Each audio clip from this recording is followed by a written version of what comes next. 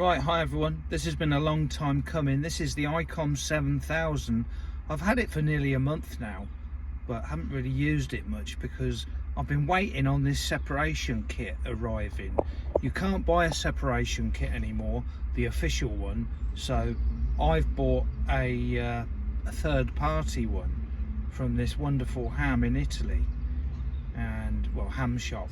I'll put a link in the description.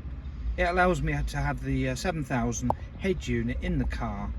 You know, you could have it in the house, you know, buy your shat, the radio somewhere else. And I'm going to be able to use HF, VHF, UHF from the Mobil again. So looking forward to getting this set up properly. I've just been waiting on this third party separation kit. Anyway, got it working and it's fantastic. Right. More live streams to come now out in the mobile. 7-3, cheers.